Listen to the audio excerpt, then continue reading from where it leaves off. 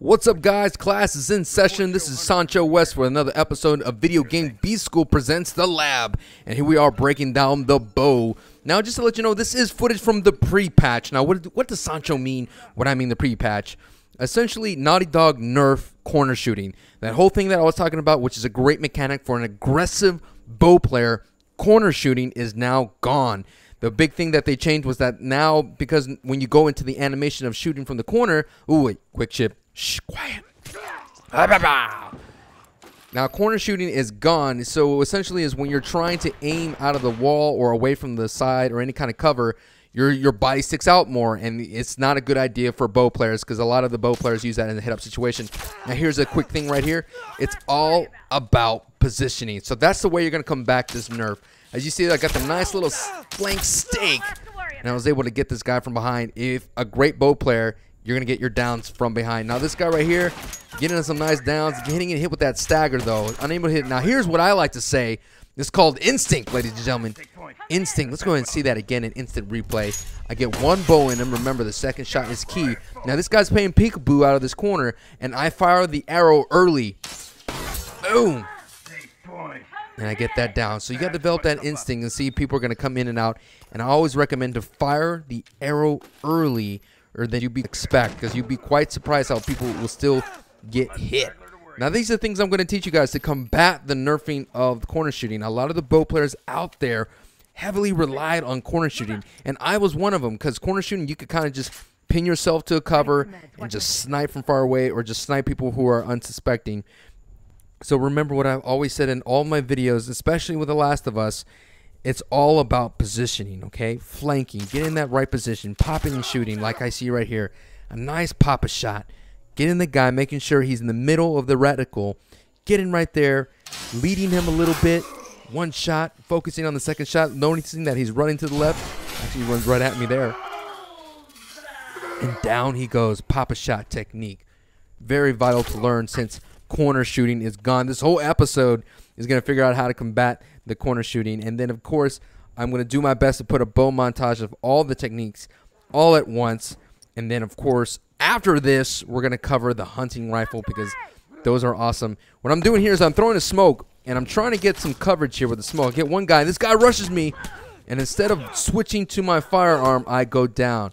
So it's very important, guys, to switch arms. Switch arms. Don't try to be all Legolas out there. Don't try to be all Katniss out there for your ladies. If you see a guy rushing at you and you don't get hit that one arrow, because remember, I'm trying to do the bow and melee, switch to your sidearm. Switch to your 9mm. Switch to your enforcer. Switch to your revolver. And try your best to get your shots in. In that instance, I was going too hard. I was focusing too much on going for the bow and melee. What I would have done right there was just simply back up, and fire some shots off, because I don't know if he's gonna have Brawler 1 or 2, and in that case, this loadout that I have, I don't have Brawler. So you got to be careful when someone's rushing you. You got to use your instinct. You got to be careful and switch over to your sidearms. And right there, I'm not afraid to lose arrows. Just lose the arrows. I get one shot, try and get that second shot. He hides behind cover. Gonna do the pop a shot. Miss the shot right there. Continues on building distance. Getting away from him. I don't want to get up close. I don't know what he has. He might have a shotgun. I'm going to go ahead and let that one pass. There's no reason to go up against people head on with a firearm because of the nerfing. You could still be a bow player and be aggressive. And let's go ahead and see that again in instant replay. Like I said, let him fly and lead them. He's going to run towards this door. I don't know. He may have never healed himself. I'm going to let this fly. I might get a headshot. And I get the hit marker. And I can let my teammates know, hey, I got one arrow in them. Go ahead and finish them off. So just let them fly, guys. As always, as I said in previous videos, you have to take the shot. That's the best thing you could do. Again, from my old school videos or from old school mentality. And again, look at that. What am I doing? As you see there, as you see right there, my fisticuffs are not going to beat bullets. As I was going back earlier about the switching to your firearms in that instance when someone's rushing you. And don't try to rush anyone when you don't have Brawler 1 or 2 and you're not knowing they're hurt. As I was saying, Hutch, back in the Call of Duty videos, he was a big sniper. His main thing was just take the shot. Because if you don't take the shot, you're not going to get the hit. So let them fly, guys. Let them fly. You got to be loose with those arrows. And I also recommend, if you want to be loose with the arrows, running some Scavenger 2. That's a great perk to have as a bow player because it's going to give you a lot of arrows, and you can just walk over arrows.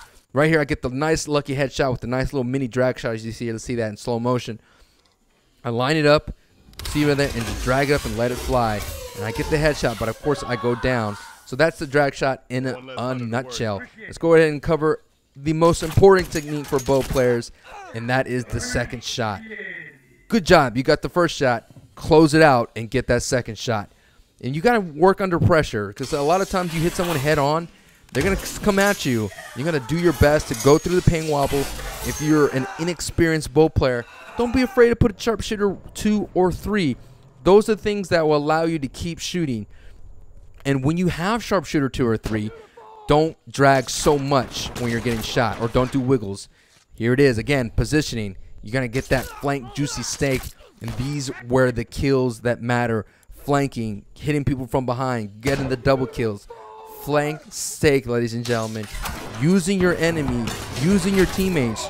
If you see a teammate in battle, you see that little triangle flashing, that means the enemy is most likely on the other side of them. And that will be the opportunity for you to cross that line and get that juicy flank steak. You don't want to overcook it. You don't want to undercook it either. You want to get that nice one, all right? So that's what I was. Let me break that down a little bit before the next tip. When you, like I said, you got to picture the radar is very important in determining your flanking and your stealth paths and all these kinds of things.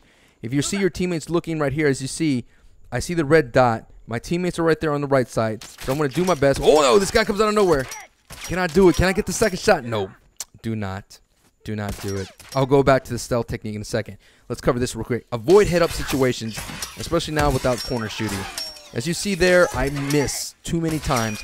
If I get that first shot, I got to do my damn best to get that second shot and accept my failures, except when I die, because it's fine. All right, quickly as I was saying. So you see your teammates looking one way, meaning the red dot is right there. Try to do your best to scrub. I like to call it scrubbing. Scrubbing the left side, scrubbing the right side. You know, not going for the first guy, going for the second guy. So scrubbing and things of that sort will help you build right there. So I could easily go for the first guy on the right, which I'm going to do right now because I have the arrow. I get that nice little opportunity, nice position, get the nice sweet headshot. Let's see that again in slow-mo. No special techniques right there. That's just seeing the dot. That's being very instinctive and letting them fly. I get one arrow in them. I don't see the dot. That's why I don't get the shot. Remember, dot only. Sometimes you can let them fly early and they might walk into the arrow. I think that's what happens here. It's a nice little mini drag shot. I was able to walk, and it wasn't a dot, but since I moved, I was able to get the headshot. I'm going to keep that guy down. I'm going to bait. I'm going to let him get there and use him as bait, like a little worm right there. And he's trying to pick up his buddy, but he's down. I go ahead and get that quick execution. Sometimes you got to say, should I let this guy live or should I let him revive? Remember, as a bow player, that's money when the player is reviving his teammates, because then you can sneak up and finish them off with the 2 headshots, because that animation of them being down on the ground takes time to get up. And if you're very skillful, you could get that headshot.